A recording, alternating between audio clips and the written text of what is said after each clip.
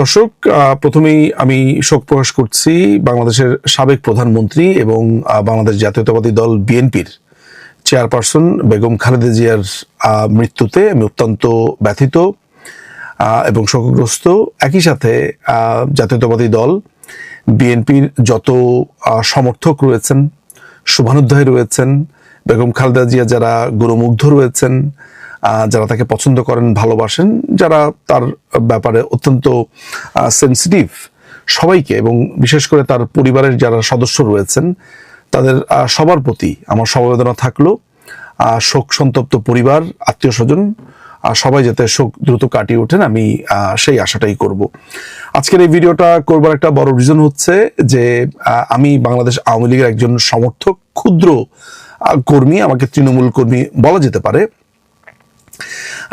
এই দলটির নেতাকর্মীদের আজকের দিনটাতে বা খালেদা জিয়ার মৃত্যুকে কেন্দ্র করে আচরণ, কথাবার্তা কেমন হওয়া উচিত বলে আমি অন্তত পক্ষে মনে করি। আমার মনে হয় যে এটা একটু গাইডলাইন দেওয়া দরকার। অ্যাটলিস্ট যারা তরুণরা রয়েছেন, আমার সমবয়সীরা রয়েছেন, যারা আমার মুরব্বী শ্রেণী রয়েছেন, বড় ভাই রয়েছেন, তাদেরকে বলবার কিছু নেই।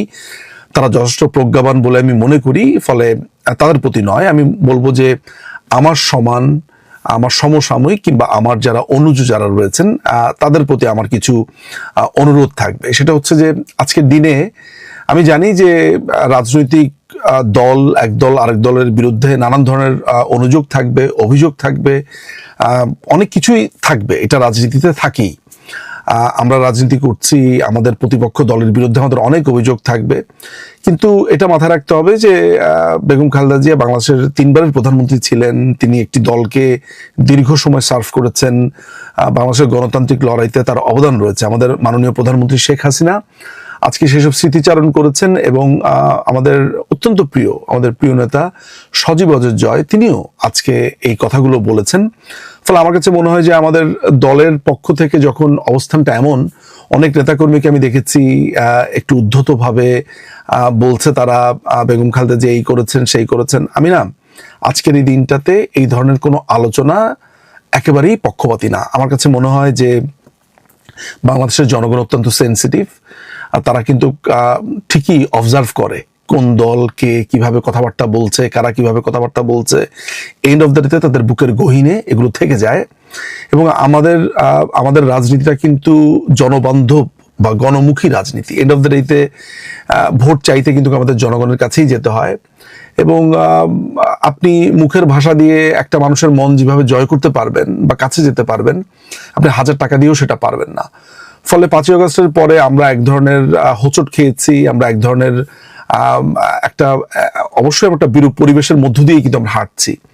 বাংলাদেশের মানুষ বলা শুরু করেছে যে আমরা আগেই ভালো ছিলাম, বাংলাদেশ আওয়ামী লীগের কথা বলছে, মাননীয় প্রধানমন্ত্রী শেখ হাসিনার প্রশংসা করছে। এমন একটা অবস্থাতে আপনি এমন কোনো আচরণ করা উচিত না, বা আপনাদের এমন কোনো আচরণ করা উচিত না যেখানে মানুষ বলবে যে এই লোকটি তো অত্যন্ত নিষ্ঠুর, এই লোকটি একজন মৃত ব্যক্তিকে নিয়ে কটু কথা বলছে, উদ্ধত ভঙ্গিমাতে কথা বলছে। তো এই ভিডিওটা করবার মূল উদ্দেশ্যটাই হচ্ছে যে অনেকেই বলেন যে গাইডলাইনটা কি, আমাদেরকে বড় ভাইরা গাইডলাইন দেয় না বা আমাদেরকে বলে না।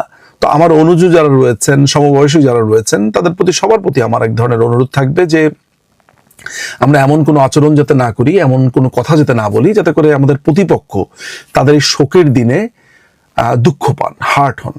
কারণ এন্ড অফ দ্য ডেতে আমার প্রতিপক্ষ হলেও বিএনপি, আমার প্রতিপক্ষ হলেও বিএনপি আমার রাজনৈতিক প্রতিপক্ষ, বিএনপি আমার শত্রু নয়। আমি সবসময় এই কথাটা বলি, সে আমার রাজনৈতিক প্রতিপক্ষ, রাজনৈতিকভাবে তাকে আমি মোকাবেলা করতে চাই।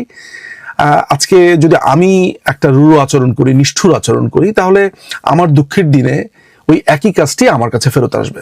ফলে আমি স্বনির্বন্ধভাবে বাংলাদেশ আওয়ামী লীগের নেতাকর্মী যারা রয়েছেন, আবারও বলছি যে যারা আমার মুরব্বী শ্রেণী রয়েছেন, তাদের প্রতি আমার বলার কিছু নেই, তারা যথেষ্ট প্রজ্ঞাবান।